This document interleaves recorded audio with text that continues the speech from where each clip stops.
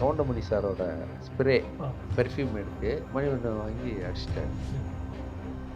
அடித்தோடனே தெரிஞ்சால் திட்டுவாருங்கன்னு பையன் பயப்படுறான். அட விட்றா அதெல்லாம் பார்த்துக்கலாம், இந்த ஸ்மெல் அவர் ஒரு சென்ட்டு தானே, நாங்கள் வாங்க மாட்டோமா அப்படின்லாம் அவர் சொல்லிட்டு இப்படி வர வந்து வேணுன்னே கவுண்டமணி முன்னாடி இப்படிங்கிறார் மணிவண்ணன் சார்.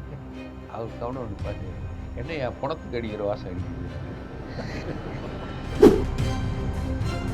மணிவண்ணன் சார் இவ்வளோ படம் பண்ணியிருக்காரு, இது பண்ணியிருக்காரு. அவர் நடிக்கும்போது டப்பிங் பேசுறதுக்கு அவருக்கு என்னன்னு தெரியல, ஒரு பயம் வரும் சார். அவர் என்கிட்டே சொல்லுவார், வயிறு அலசுது பாட்டை, வீட்டிலேருந்து கிளம்பிடுவார். நாங்கள் ஏபிஎம்லாம் டப்பிங்கில் வெயிட் பண்ணுவோம். என்ன பண்ண வரல கூப்பிடுப்பான்னு சொல்லுவார் டைரக்டர். உடனே வந்து ரகுவரன் அவருக்கு மட்டும் வந்து ஏசி ரூமில் டப்பிங் தேட்டரில் பீடி அலவுடு. ஏன்னா அந்த அந்த கரகரப்பான குரலை அவர் கொண்டு வருவார். நார்மலாக பேசும்போது நார்மலாக இருக்கும். அந்த இது பாச்சா யாருக்கிட்ட வேண்டாம் பாச்சா அப்படின்றாருல, அதெல்லாம் பீடி 2 பீடி அடிப்பார். அடித்து அந்த கரகரப்பு வச்சு பண்ணுவார். அது ஒரு டேலண்ட். புலி சக்கரவர்த்தி கேட்டிங்கன்னா ஐயோ போயிடுச்சா அப்படிங்கிட்டு பார்ப்பாரு. 3 பேர் உட்காந்துருவோம். அசிஸ்டண்ட்டு, நீ யார்? அசிஸ்டண்ட்டு. நீ எதுக்கு உள்ளே இருக்க, வெளியே போ. எல்லாரையும் வெளியே அனுப்பிச்சிடுவார். தனியாக உட்காந்து பேசுவார்.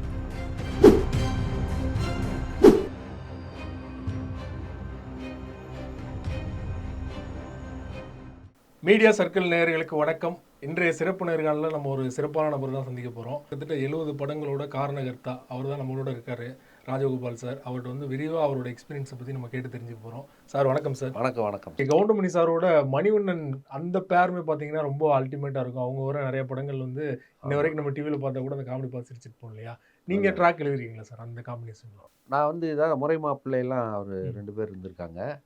அதை விட அவங்க 2 பேருக்கு உள்ள ஒரு விஷயம் என்னென்னா, அருணாச்சலம் ஸ்டூடியோவில் ஒரு படம் நாங்கள் கட்ட பஞ்சாயத்துக்கு நான் எழுதுகிறேன். ஓகே. கார்த்திக் சார் படம்.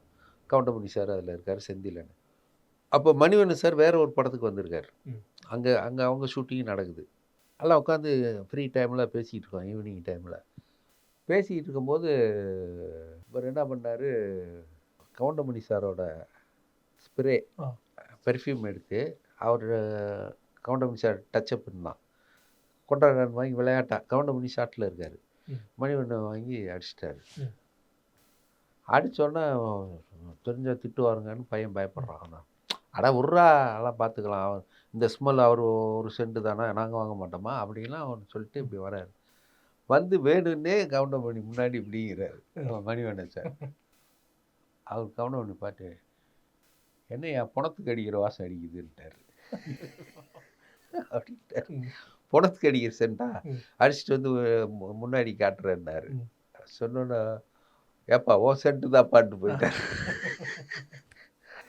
இப்போ கவுண்டமணி சார் அப்படி பையனை முறைச்சார். இப்படி சில இது போகிற போக்கில் நடக்கும். மற்றபடி அவர் கவுண்டமணி சார் இல்லாத படங்கள் மணிவண்ணன் சார் படம் நான் பண்ணியிருக்கேன். எனக்கு ரொம்ப பிடிக்கும். மணிவண்ணன் சார் வந்து உண்மையிலே சார் யதார்த்தமாக ரியாலிட்டிக்காக பண்ணுற காமெடி வந்து மணிவண்ணன் சார். காமெடியாக இருந்தாலும் சரி, சீரியஸான கேரக்டராக இருந்தாலும் சரி, எல்லாமே அவர் பட்டையை கிளப்பிடுவார் இல்லையா? ரொம்ப நல்லா யதார்த்தமாக காமெடி பண்ணுவார். சீனாத்தானால நான் ஒர்க் பண்ணேன். அது அப்போ நம்ம ஒர்க் பண்ணுற பாட்டு அவர் சொன்னார், ராஜகோபால் என்னப்பா நான் பிஸியாக 40 படம் ஒர்க் பண்ணேன், அதில் வந்திருக்கக்கூடாதா நீ, நான் நல்லா நிறைய யூஸ் பண்ணியிருப்பேனேன்னாரு. அது சூழ்நிலை சார், நம்ம என்ன பண்ணுறது அப்படின்னு. எனக்கும் உங்களை ரொம்ப பிடிக்கும் சார். அவர்கிட்டலாம் அலைஞ்சிருக்கேன் நான். ஜல்லிக்கட்டுங்கிற படம் பண்ணும்போதெல்லாம் நான் அவர்கிட்ட வாய்ப்புக்கு அலைஞ்சிருக்கேன். அப்போ சூழ்நிலை கிடைக்கல. நம்ம நிறைய பேர்கிட்ட நான் ட்ரை பண்ணேன், கிடைக்கல. பாக்கியராஜ் சார்கிட்டையெல்லாம் ஒரு 15 வருஷமாக விடாமல் வேறு படம் ஒர்க் பண்ணாலும் அவர்கிட்ட போவேன்.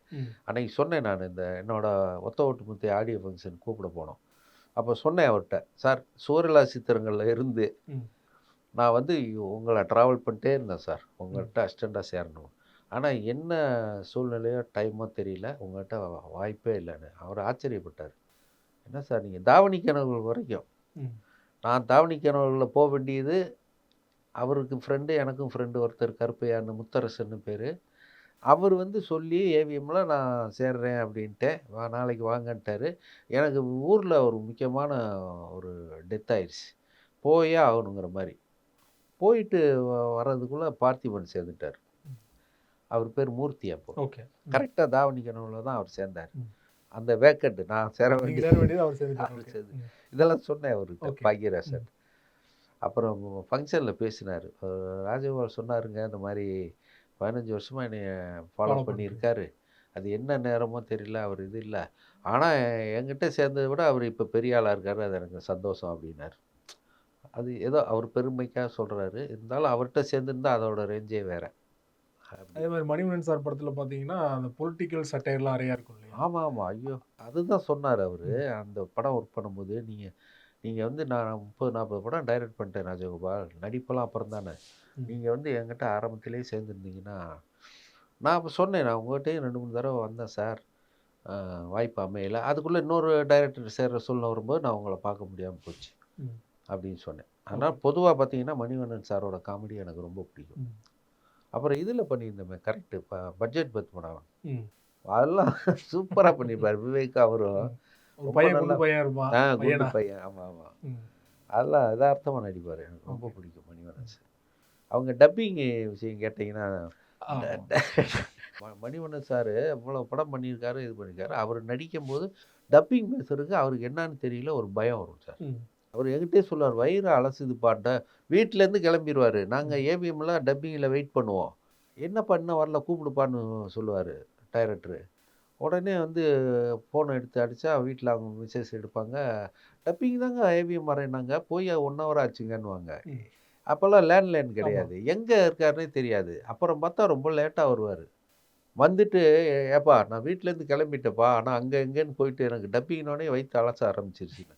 என்ன சார் இப்படின்னா, அதான் ஹேபிட்டே அதான். அவர் பேசும்போது அப்படி தான் பயப்படுவார், ரொம்ப லேட்டாக தான் வருவார், பேசுவார். டப்பிங் உண்மையிலே ஆனால் கஷ்டம் இல்லையா?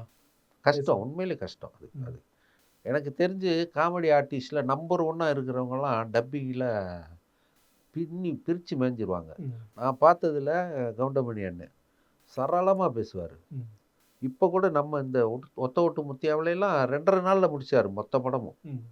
முன்ன எப்படி ஸ்பீடு இருந்தாரோ அதே மாதிரி தான், ஒரு சின்சியாரிட்டி. அது மாதிரி இவர் நம்ம எஸ்எஸ் சந்திரன், அவரும் சூப்பராக பேசுவார். வடிவேலு? வடிவேலு சூப்பர். வடிவேல்கிட்ட என்ன ஸ்பெஷல்னா, கூட நடிக்கிறவனுக்கெல்லாம் பேசிடுவார். ஏன்னா அந்த மாடுலேஷன் இருக்கணும் கோபால், அப்போ தான் நல்லா இருக்கும் சொல்லிட்டு அவர் பேசிட்டு, அவருக்கு ஏற்ற மாதிரி இன்னொரு ஆர்டிஸ்ட் பேசணும்னா அதையும் இவர் பேசி வச்சுருவார். லேடி ஆர்டிஸ்ட்னா அதையும் இவர் பேசி வச்சுருவார். ஓகே. அப்படி ஒரு கேரக்டர். அவங்க வந்து ஈஸியாக அவர் பேசுனதுலேயே பேசிடுவாங்க அவங்க. அதனால் அவரும் நம்பர். Vivek sir super. அவங்களாம் அதான் நம்பர் 1. இன்றைக்கி யோகி பாபு அவரும் அப்படி தான்.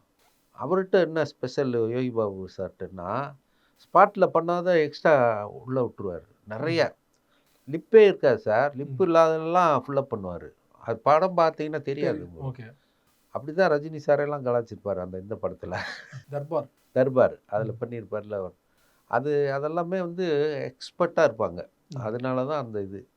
அது மாதிரி பார்த்தீங்கன்னா ரகுவரன் நான் சொல்லியிருப்பேன், அவருக்கு மட்டும் வந்து ஏசி ரூமில் டப்பிங் தேட்டரில் பீடி அலவுடு. ஏன்னா அந்த கரகரப்பான குரலை அவர் கொண்டு வருவார். நார்மலாக பேசும்போது நார்மலாக இருக்கும். அந்த இது வந்து பச்சா யாருக்கிட்ட வேண்டாம் பச்சா அப்படின்றாருல, அதெல்லாம் பீடி 2 பீடி அடிப்பார். அடித்து அந்த கரகரப்பு வச்சுக்கிட்டு பண்ணுவார். அது ஒரு டேலண்ட் அவர். டப்பிங் பேசுறதுக்காக மட்டும் பீடி அடிப்பாரா? ஆமாம், மற்ற நேரத்தில் அடிக்க மாட்டார், டப்பிங்காக மட்டும் அடிப்பார். அந்த மாதிரி ஒரு டேலண்ட் அவர். இது இவங்க நம்ம கமலா காமேஷ் இருக்காங்களா, அவங்களுக்கு வந்து எப்படின்னா 6 மணிக்கு மேலே பார்வை கொஞ்சம் டல்லாக இருக்கும். டப்பிங் 6 மணிக்கு மேலே வந்தாங்கன்னா அவங்கள வந்து டச் பண்ணணும். அவங்க லிப்பு வரப்போ நம்ம டச் பண்ணணும். பண்ணுனா கரெக்டாக லிப்பு எடுத்து பேசுவாங்க. அப்படி ஒரு டேலண்ட்டு.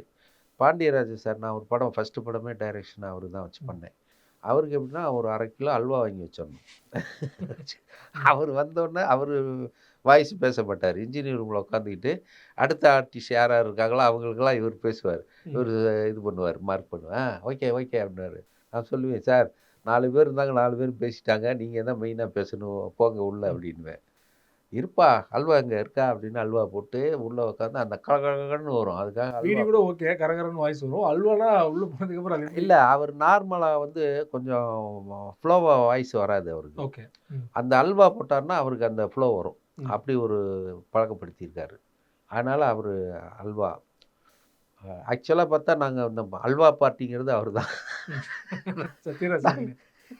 அது நாங்கள் ஒரு பாட்டு வச்சுருக்கோம் ஒத்த ஓட்டு முத்தியாவில். அதாவது ராஜமுந்திரி பொண்ணுடா தேவலோக கண்ணுடான்னு ஒரு பாட்டு இருக்குது, கிளாமர் சாங்கு. அதில் வந்து நான் அல்வா பார்ட்டின்னு ஃபினிஷ் ஆகும். சினேகன் எழுதுனது அது. அந்த அல்வா பார்ட்டி இவர் தான், பாண்டியராஜன் சார் தான். அப்புறம் வினு சக்கரவர்த்தி கேட்டிங்கன்னா, ஸ்க்ரீனில் படம் ஓடிக்கிட்டு இருக்கு, அவர் லிப்பு வரக்கா அப்படி வெயிட் பண்ண இப்படி வச்சுக்குவார். ஐயோ போயிடுச்சா அப்படின்னுக்கிட்டு பார்ப்பாரு. 3 பேர் உட்காந்துருவோம் அசிஸ்டண்ட்டு. நீ யார்? Assistant director. நீ எதுக்கு உள்ளே இருக்க, வெளியே போ. அதுக்கப்புறம் அப்படியே பேசுவேன். Engineer sir ready. அது வந்து ஐயோ போயிடுச்சு. நீ யார்? Assistant director. எல்லாரையும் வெளியே அனுப்பிச்சிடுவார். தனியாக உட்காந்து பேசுவார். ஏன்பா இன்ஜினியரே அனுப்பிச்சிடாப்பான்னுவாங்க. அது மாதிரி அவரோட கேரக்டர். குமரிமுத்து அண்ணன் எப்படின்னா கண்ணு கொஞ்சம் மாறு கண்ணு இல்லை அவர். அதனால அவருக்கு வந்து எப்படி பார்ப்பார். பார்த்துட்டு ராஜகோபால் நீங்கள் டச் பண்ணுங்க கரெக்டான்னுவார். அப்படியே இருப்பேன். டச் பண்ணுவேன். என்னப்பா லேட்டாக டச் பண்ணிட்டான்னு. நான் கரெக்டாக தானே பண்ணேன். இன்னொரு ஒன் மோர்னு ஒரு 5-6 டேக் எடுத்துருவார். எடுத்து அப்புறம் கரெக்டாக பேசுவார். இது மாதிரி அனுபவங்கள். பாஷா படத்தில் வந்து நீங்கள் ஒர்க் பண்ணீங்களே சார், அந்த போர்ஷன் வந்து எடுத்துட்டாங்க. ஆமாம். இப்போது ஒர்க் பண்ணோம். ரஜினி சார் தான் வந்து இது பண்ணார். அப்புறம் ஃபுட்டேஜ் ப்ராப்ளம் தான். ஜனகராஜ் சார் த்ரூ அவுட்டாக நிறைய காமெடி வருமா அதில்? ஆமாம், பொண்ணு பார்க்குற மாதிரி வரும். அது ரஜினி சார் தான் அந்த கண்டென்ட் சொன்னார். ஓகே. அதை ஜனகராஜ் ஃப்ரெண்டு அவருக்காக பொண்ணு பார்க்க ரஜினி சார் போகிறாரு. அங்கே நடக்கிற ஒவ்வொரு சம்பவம் அப்படி சொல்லி கொஞ்சம் கொஞ்சம் சீன்லாம் வல்கராக இருக்கும். அதை நான் சொல்லுவேன், சார் எப்படி சார் அப்படின்னு. இல்லை சார் நான் சொன்னால் ரசிப்பாங்க அப்படின்னுவார். ஏன்னா ஒரு இதில் வந்து பொண்ணு பார்க்க போகிற இடத்துல ஜாதகம் ஜோசியர் சொன்னார்ன்ட்டு கேட்பார். போய் நீ மாமியாரை கேளு, மாமியார் கூட ஒரு 1/2 hour உள்ளே இருந்தேன்னா பொண்ணை கட்டிக்கிறேன்னு சொல்லுன்னுவார். பாட்சா அதெல்லாம் நடக்குமா பாட்சா, ஏதாவது பண்ணிடுவானுங்க பாட்சா அப்படின்வார். நான் இருக்கேன்ல அப்புறம் என்னண்ணா அப்படி அந்த சீனை எடுத்து அதில் பார்த்தா புட்டினா ரஜினி சார் ஓடிடுவார். இவரை பிடிச்சி அடிச்சிருவாங்க. உங்கள் சம்சாரத்து கூட ஒரு 1 hour நான் தனியாக இருக்கலாமா அப்படின்னு. அந்த மாதிரி அது மொத்த சீன் 6-7 சீன் இருக்கும் ஃபுட்டேஜில் இதாகிடுச்சு. ரஜினி சார் கூட பண்ணிருக்கீங்க, கமல் சார் கூட ஒரு படம் நம்ம ஊர் பண்ணீங்க. அது எனக்கே திருப்தியாக இல்லை, அதனால நான் சொல்கிறது இல்லை. நம்ம ஒரு படத்தில் அது இந்த நாயும் செந்தில் சார் நாயும் கோவை சார்லாம் நாயும் லவ் பண்ணுற மாதிரிலாம் இருக்கும். அது சொல்கிற மாதிரி பெருசாக ஒர்க் அவுட் ஆகலை. ஓகே. அதனால நான் அதை பெருசாக சொல்கிறது இல்லை.